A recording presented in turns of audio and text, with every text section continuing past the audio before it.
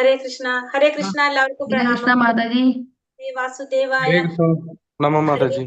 ഹരേ കൃഷ്ണ. ഓം നമോ ഭഗവതേ വാസുദേവായ. ഭഗവതേ വാസുദേവായ. ഓം അജ്ഞാനതിമിരാന്തസ്യ ജ്ഞാനാഞ്ജനാശലാകയാ ചക്ഷുരുന്മീലിതം യേന തസ്മൈ ശ്രീഗുരവേ നമഃ. നമോ വിഷ്ണുപാദായ കൃഷ്ണപ്രേഷ്ഠായ ഭൂതലേ ശ്രീമതേ ഭക്തിവേദാന്ത സ്വാമിനിധി നാമിനേ.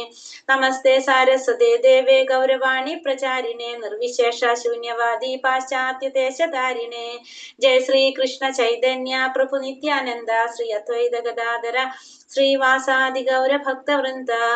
ഹരേ കൃഷ്ണ കൃഷ്ണ കൃഷ്ണ ഹരേ ഹരേ, ഹരേ രാമ രാമ രാമ ഹരേ ഹരേ.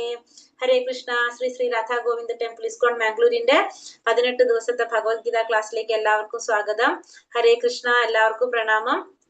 അപ്പൊ നമ്മളിന്ന് അധ്യായം 3. എന്താണ് അധ്യായം 3ന്റെ പേര് നോക്കി എല്ലാവരും കണ്ടോ? കർമ്മയോഗം അല്ലെ? അധ്യായം 3 കർമ്മയോഗം. നമ്മളിന്ന് മൂന്നാമത്തെ അധ്യായത്തിലേക്ക് കിടക്കാണ്. അധ്യായം 3 കർമ്മയോഗം. അപ്പൊ അതിനു മുന്നേ നമ്മൾ ഇന്നലെ പഠിച്ചത് ജസ്റ്റ് ഒന്ന് ഓർത്തിട്ട് നമുക്ക് 3ലേക്ക് പോകാം അല്ലെ? ഇന്നലെ വൈകുന്നേരം രാത്രി 9:30 ആയപ്പോ ബുക്ക് അടച്ചു വെച്ചിരിക്കുന്നത് നമുക്കൊന്ന് ഓർക്കാം എന്തൊക്കെയാണ് ഇന്നലെ പഠിച്ചത് എന്നുള്ളത്. അപ്പൊ എന്തൊക്കെയാ നമ്മൾ ഇന്നലെ 2ാമത്തെ അധ്യായത്തിൽ കണ്ടത്? ഫസ്റ്റ് എന്തിനെ കുറിച്ച് പറഞ്ഞു? പരമാത്മാ സാക്ഷാത്കാരത്തിന്റെ 3 ഭാഗങ്ങൾ അല്ലെ? പരമസത്യത്തിന്റെ 3 ഭാവങ്ങള്. അർജുനനെ ഭഗവാൻ എന്താ ചെയ്യാൻ ഉദ്ദേശിക്കുന്നത്? ആ സാക്ഷാത്കാരത്തിലേക്ക് എത്തിക്കാൻ വേണ്ടിയിട്ട് പ്രേരിപ്പിക്കുകയാണ് അല്ലെ? സാക്ഷാത്കാരത്തിന് വേണ്ടിയിട്ട് ശ്രമിക്കുകയാണ് അർജുനൻ. അപ്പൊ ഫസ്റ്റ് തന്നെ എന്താ പറഞ്ഞു കൊടുത്തത്? 3 ഭാവങ്ങൾ പറഞ്ഞു കൊടുത്തത്. ഏതൊക്കെയാണ്? ബ്രഹ്മം, ബ്രഹ്മം, പരമാത്മാ, ഭഗവാൻ. അത് പറഞ്ഞു. പിന്നെ വേറെ എന്ത് പറഞ്ഞു കൊടുത്തു? ഭഗവാൻ ഏറ്റവും പ്രധാനപ്പെട്ട ഒരു കാര്യം പറഞ്ഞു കൊടുത്തു. നമ്മൾ ആരാന്ന് പറഞ്ഞു തന്നു ഇന്നലെ. മാതാജി പറഞ്ഞ ഞാൻ കേട്ടില്ല. എന്താ പറഞ്ഞേ? നമ്മൾ ശരീരമല്ല, ആത്മാവാണ് പറഞ്ഞു അല്ലെ? ഫസ്റ്റ് പറഞ്ഞു കൊടുത്തു നമ്മൾ ആരാണ്? നമ്മൾ ആത്മാവാണെന്ന് പറഞ്ഞു അല്ലെ? ഫസ്റ്റ് തന്നെ അർജുനന് ഭഗവാൻ പറഞ്ഞു കൊടുത്തതാണ് നീ എന്താണ്? നമ്മള് ശരീരമല്ല, ആത്മാവാണ്. എന്തുകൊണ്ട് അത് പറയാൻ കാരണം? അർജുനൻ യുദ്ധം ചെയ്യാതിരിക്കാൻ 5 കാരണങ്ങൾ പറഞ്ഞിരുന്നു. ഓർമ്മയുണ്ടോ അത്? ഇതിനു മുന്നത്തെ അധ്യായത്തിൽ ഏതൊക്കെയാണ്?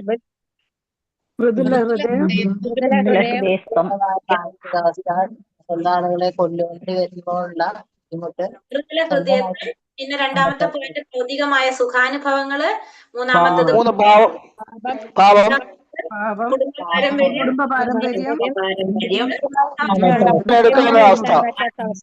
തീരുമാനമെടുക്കാൻ പറ്റാത്ത 2 കാര്യങ്ങൾ പറഞ്ഞു അല്ലെ? അതില് ഫസ്റ്റ് ഭഗവാൻ പറഞ്ഞതാണ് മൃദുല ഹൃദയത്വം. അത് കാരണം എന്താണ്? തന്റെ സുഹൃത്തുക്കള്, ബന്ധുക്കള്, ഗുരുജനങ്ങള്, പിതാമഹന്മാർ ഇവരൊക്കെ വധിക്കാനാണ് അർജുനന് പ്രയാസം പറയുണ്ടായിരുന്നത് അല്ലെ? അപ്പൊ ഭഗവാൻ പറഞ്ഞു കൊടുത്തു നമ്മൾ ആരാണ്? ശരീരമല്ല, ആത്മാവാണ്. ആത്മാവിനെ നിനക്ക് എന്ത് ചെയ്യാൻ സാധിക്കില്ല? നിനക്ക് ഒന്നും ചെയ്യാൻ സാധിക്കില്ല. ആയുധം കൊണ്ട് മുറിക്കാനോ വെള്ളം കൊണ്ട് നനയ്ക്കാനോ ഒന്നും ചെയ്യാൻ സാധിക്കില്ല. അത് അജനാണ്, നിത്യനാണ് എന്ന് പറഞ്ഞു കൊടുത്തു അല്ലെ? അപ്പൊ അതുകൊണ്ട് നീ എന്ത് ചിന്തിക്കേണ്ട? അവരെ വധിക്കുന്നു എന്നുള്ള ചിന്ത വേണ്ട നിനക്ക്. കാരണം നിനക്കൊന്നും സാധിക്കില്ല അത്. കാരണം നമ്മൾ ആരാണ്? നമ്മൾ ആത്മാവാണ്. ആത്മാവിനെ വധിക്കാൻ ആർക്കും സാധിക്കില്ല. അപ്പൊ അതുകൊണ്ട് നിനക്ക് ആ ഒരു ഫസ്റ്റത്തെ പ്രോബ്ലം വേണ്ടാന്ന് പറഞ്ഞു കൊടുത്തു. മൃദുല ഹൃദയത്വത്തിന്റെ ആവശ്യമില്ല അവിടെ. 2ാമത്തത് പറഞ്ഞു ഭൗതികമായ സുഖാനുഭവങ്ങള്. അപ്പൊ ഭഗവാൻ എന്ത് പറഞ്ഞു കൊടുത്തു?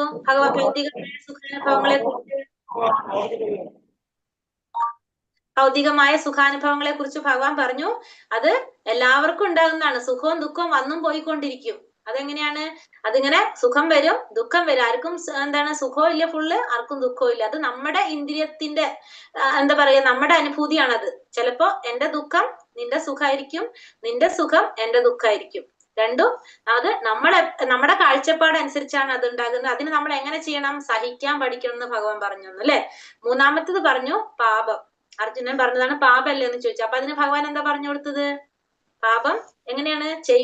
നീ നിന്റെ കർമ്മം ചെയ്യാ, അതിന്റെ ഫലത്തെ കുറിച്ച് നീ ചിന്തിക്കേണ്ട ആവശ്യമില്ല. നീ ക്ഷത്രിയനാണ്. ക്ഷത്രിയന്റെ ധർമ്മം എന്താണ്? യുദ്ധം ചെയ്യുക എന്നുള്ളത്. നീ നിന്റെ കർമ്മം ചെയ്യാ, കർമ്മത്തിന്റെ ഫലം നീ നോക്കേണ്ട ആവശ്യമില്ല. അത് നല്ലതാണോ, ചീത്തയാണോ, ഗുണമാണോ, ദോഷമാണോ എന്നൊന്നും നീ നോക്കണ്ട. നീ എന്ത് ചെയ്താൽ മതി? നിന്റെ കർമ്മം ചെയ്താൽ മതി. അപ്പൊ നിനക്ക് എന്തുണ്ടാവില്ല? പാപം ഏൽക്കേണ്ടതായിട്ട് വരില്ല എന്ന് പറഞ്ഞു. ആണോ? അങ്ങനെയല്ലേ നമ്മൾ ഇന്നലെ പഠിച്ചത്? അത് കഴിഞ്ഞിട്ട് പിന്നെ അടുത്തത് കുടുംബ പാരമ്പര്യത്തെ കുറിച്ച് പറഞ്ഞു അല്ലെ? അപ്പൊ ഭഗവാൻ അർജുനനോട് പറഞ്ഞു കൊടുത്തത് എന്താണ്? നീ യുദ്ധം ചെയ്യാതിരുന്നാലാണ് നിനക്ക് കുടുംബത്തിൽ പ്രശ്നങ്ങൾ ഉണ്ടാവുന്നത്, കുടുംബ പാരമ്പര്യങ്ങളൊക്കെ. കാരണം എല്ലാവരും പറയും അർജുനൻ ആരാണ്? ക്ഷത്രിയനാണ്. ക്ഷത്രിയനാണ്, കീർത്തിമാനായ ഒരു മനുഷ്യനാണ് അർജുനൻ, അല്ലെ? യോദ്ധാവാണ്. നീ യുദ്ധം ചെയ്യാതെ മാറി നിന്ന് കഴിഞ്ഞാൽ നാളെ എല്ലാവരും നിന്നെ പറ്റി എന്താ പറയാ? നിന്റെ അകീർത്തിയാണ് എല്ലാവരും പറയും. നീ കീർത്തിക്കല്ല ചെയ്യാ, നിന്നെ അകീർത്തിയായിട്ട് പറയും. കാരണം നീ ഒരു യോദ്ധാവായിട്ട് നീ പേടിച്ച് മാറിയെന്നാ ചിന്തിക്കുക എല്ലാവരും. അപ്പൊ അതുകൊണ്ട് നീ യുദ്ധം ചെയ്യാതിരുന്നാലാണ് നിനക്ക് പ്രോബ്ലം ഉള്ളത്. അതുകൊണ്ട് യുദ്ധം ചെയ്യണം എന്നുള്ളത് അർജുനനോട് ഭഗവാൻ തീർത്തു പറഞ്ഞു. പിന്നെ അത് കഴിഞ്ഞിട്ട് ലാസ്റ്റ് നമ്മൾ പറഞ്ഞു തീരുമാനം എടുക്കാൻ പറ്റുന്നില്ല എന്ന്. അപ്പൊ അതിന് ഭഗവാൻ എന്ത് പറഞ്ഞു കൊടുത്തു? നമ്മൾ ദൃഢനിശ്ചയത്തോടെ പ്രവർത്തിക്കുക, അതായത് കൃഷ്ണാവബോധത്തോടെയാണ് നമ്മൾ ചെയ്യുന്നതെങ്കിൽ നമുക്ക് അങ്ങനെ ഒരു വിഷയം വരുന്നില്ല. നമുക്ക് രണ്ട് വഴിയില്ല, നമുക്ക് ഒരേ ഒരു വഴിയുള്ളൂ. പിന്നെ ഇത് മാത്രമേ ഉള്ളൂ, കൃഷ്ണാവബോധത്തോടെ ചെയ്യുകയാണെങ്കിൽ നമുക്ക് കറക്റ്റ് ആയിട്ട് നമ്മളെ വഴി നമുക്ക് ഉണ്ടാകും. അപ്പൊ നമുക്ക് എന്ത് വരുന്നില്ല? തീരുമാനം എടുക്കാൻ പറ്റാത്ത ഒരു അവസ്ഥ അവിടെ വരുന്നില്ല എന്നും ഭഗവാൻ അർജുനനോട് പറഞ്ഞു കൊടുത്തു. ഇത്രയും കാര്യങ്ങൾ നമ്മൾ ഇന്നലെ കണ്ടു. പിന്നെ നമ്മൾ വേറെ എന്ത് പറഞ്ഞു? സമൂഹം. ഇന്ദ്രിയങ്ങളെ വിഷയങ്ങളിൽ നിന്ന് നിയന്ത്രിക്കുന്നവൻ സ്ഥിതപ്രജ്ഞൻ. സ്ഥിതപ്രജ്ഞൻ ആരാണെന്ന് കണ്ടു, അല്ലെ? ഇന്ദ്രിയ വിഷയങ്ങളിൽ നിന്ന് പിൻവലിക്കാൻ സാധിക്കുന്നവരെ സ്ഥിതപ്രജ്ഞൻ എന്ന് പറയുന്നു കണ്ടു നമ്മള്. പിന്നെ നമ്മൾ ഇന്ദ്രിയ വിഷയങ്ങൾ കൊണ്ട് നമുക്ക് ലാസ്റ്റ് എന്ത് വരുന്നു പറഞ്ഞു? നമുക്ക് അല്ലെ? അത് നമ്മൾ പറഞ്ഞു. ഇന്ദ്രിയ വിഷയങ്ങൾ ഉണ്ടാവുമ്പോൾ നമുക്ക് അതിലെന്തുണ്ടാവും? നമുക്ക് അതിൽ ആസക്തി വരും. ആസക്തി വരുമ്പോ നമുക്ക് കാമം വരും. കാമത്തിൽ നിന്ന് ക്രോധം വരും. ക്രോധത്തിൽ നിന്ന് സമൂഹത്തിൽ നിന്ന് സ്മൃതിഭ്രംശം, അതായത് ഓർമ്മക്കുറവിൽ നിന്ന് ബുദ്ധിനാശത്തിൽ നിന്ന് സർവനാശം സംഭവിക്കുന്നത് കണ്ടു നമ്മള്, അല്ലെ?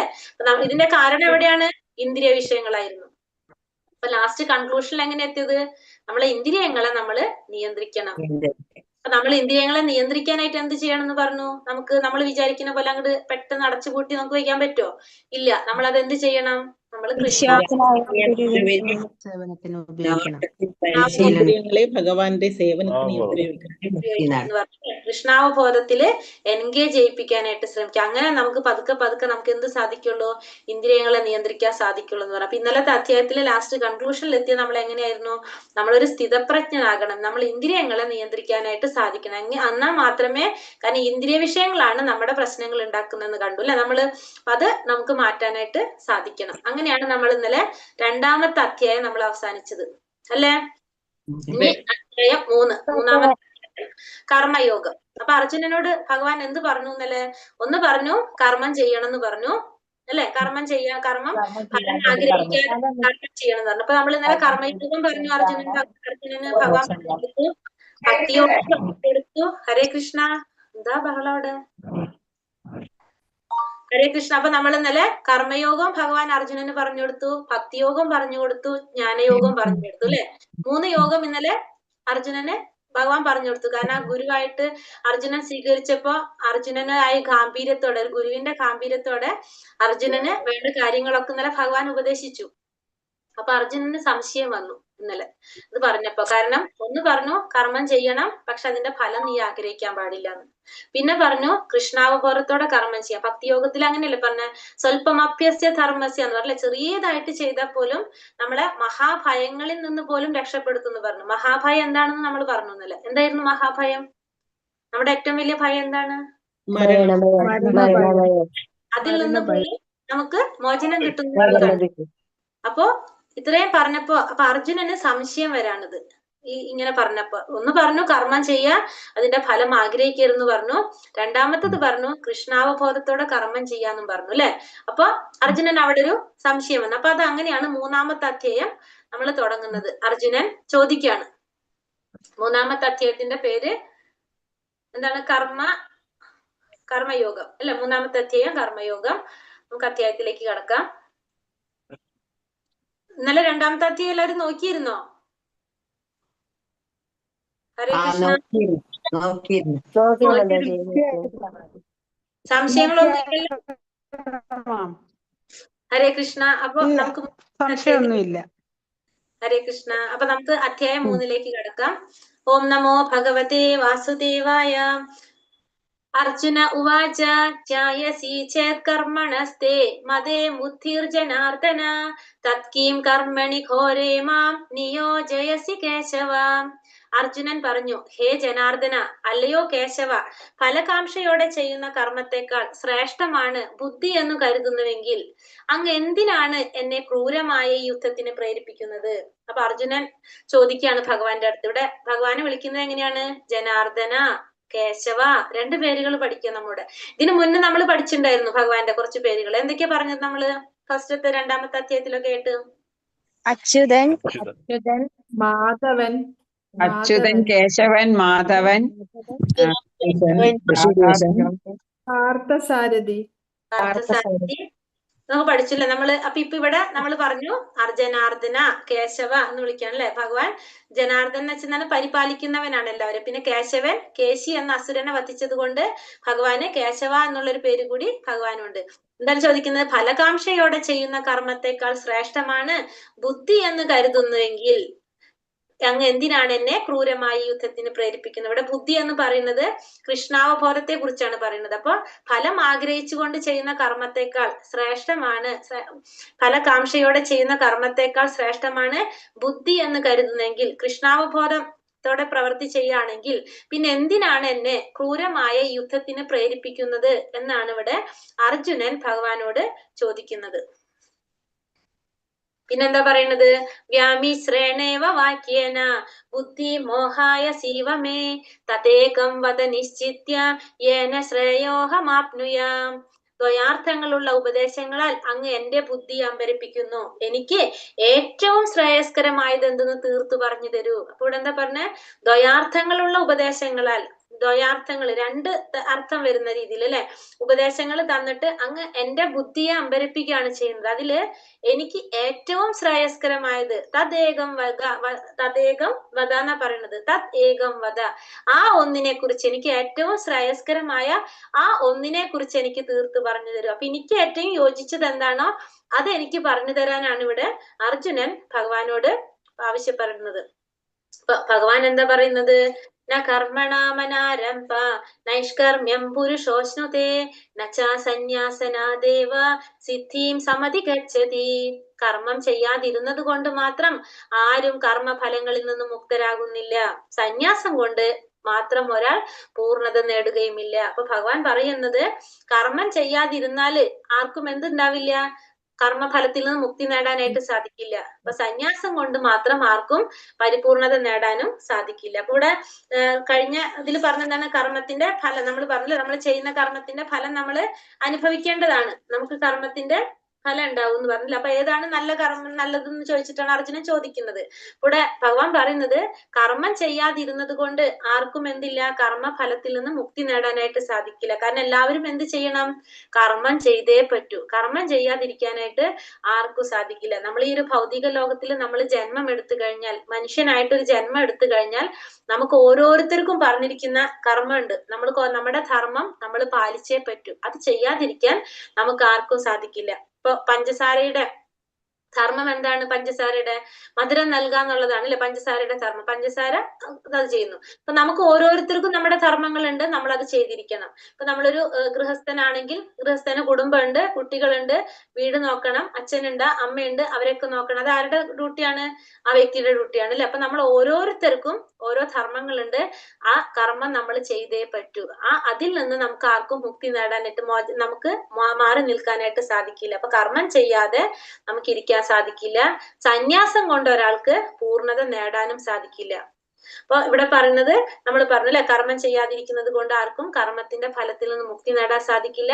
സന്യാസം കൊണ്ട് ഒരാൾക്ക് പൂർണ്ണത നേടാനും സാധിക്കില്ല. അപ്പൊ നമ്മള് 4 ആശ്രമങ്ങളെ കുറിച്ച് പറയാണ് ഇവിടെ. 4 ആശ്രമങ്ങൾ എന്ന് പറഞ്ഞാൽ ഏതൊക്കെയാണ്? ബ്രഹ്മചര്യം, ഗൃഹസ്ഥം, വാനപ്രസ്ഥം, സന്യാസം. 4 എണ്ണം. ബ്രഹ്മചര്യം, ഗൃഹസ്ഥം, വാനപ്രസ്ഥം, സന്യാസം. ഫസ്റ്റത്തെ ഏതാണ്? ബ്രഹ്മചര്യം.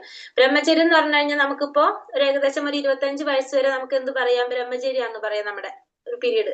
ഈ ബ്രഹ്മചര്യം ആ സമയത്ത് നമ്മൾ സാധാരണ പഠിക്കുന്ന ഒരു സമയം. അപ്പൊ നമ്മള് ആ സമയത്ത് നമ്മൾ ചെയ്യേണ്ട കർമ്മം എന്താണ്?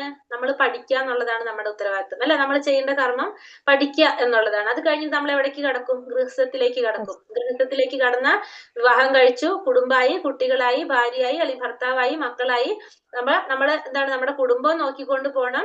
നമ്മൾ ജോലി ചെയ്യണം. കാരണം നമ്മളെ കുടുംബം നോക്കണം. അപ്പൊ അതിന് പൈസ വേണം. പിന്നെ അച്ഛനും അമ്മയും പ്രായമായിട്ടുണ്ടാവും. അപ്പൊ അവരെ നോക്കണം. അപ്പൊ അങ്ങനെ അങ്ങനത്തെ കാര്യങ്ങളൊക്കെ വരുമ്പോ നമുക്ക് എന്തായി ആ ഗൃഹസ്ഥത്തില് നമ്മുടെ കർമ്മം അത് മുഴുവൻ നമുക്ക് ചെയ്തു കൊണ്ടുപോകണം. പിന്നെ അടുത്ത സ്റ്റേജിലേക്ക് കടക്കുമ്പോഴോ ഗൃഹസ്ഥം കഴിഞ്ഞ് വാനപ്രസ്ഥം. മക്കളൊക്കെ വലുതായി നമ്മൾ എന്ത് ചെയ്യണം? നമ്മുടെ ഉത്തരവാദിത്തം മുഴുവൻ അവരെ ഏൽപ്പിച്ചു. പിന്നെ നമ്മൾ എന്തിലേക്ക് കടക്കാണ്?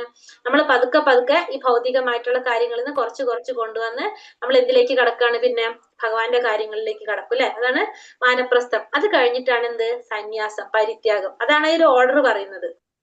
സന്യാസം. സന്യാസത്തിലേക്ക് പോകുമ്പോ പിന്നെന്താണ്? പരിത്യാഗമായി. നമ്മൾ ഇതൊക്കെ വേണ്ടാന്ന് വെച്ച് ഭഗവാന്റെ കാര്യങ്ങളിൽ മാത്രം നമ്മൾ ചിന്തിച്ചിരിക്കുക അല്ലെ? ഇതാണ് നമ്മുടെ സന്യാസം. ഇതാണ് 4 സ്റ്റേജസ് പറയുന്നത്. ഫസ്റ്റ് ബ്രഹ്മചര്യം, ഗൃഹസ്ഥം, വാനപ്രസ്ഥം, സന്യാസം. ഇതില് നമ്മൾ നേരെ ഇതൊന്നും ചെയ്യാതെ ഇപ്പൊ ബ്രഹ്മചര്യം കഴിഞ്ഞ് നേരെ സന്യാസത്തിലേക്ക് പോകുക, അല്ലെങ്കിൽ ഗൃഹസ്ഥത്തിൽ നിന്ന് നേരെ സന്യാസത്തിലേക്ക് പോയി കഴിഞ്ഞാല് നമുക്ക് എന്താ സംഭവിക്കുന്നത്? നമ്മളത് ചിലപ്പോ നേരാൻ വണ്ണം നമുക്ക് ചെയ്യാൻ സാധിക്കില്ല. അതായത് ഇപ്പൊ നമ്മള് മനസ്സുകൊണ്ട് നമ്മൾ എന്തായിരിക്കും? മനസ്സുകൊണ്ട് സന്യാസി ആവണമെന്നില്ല നമ്മള്.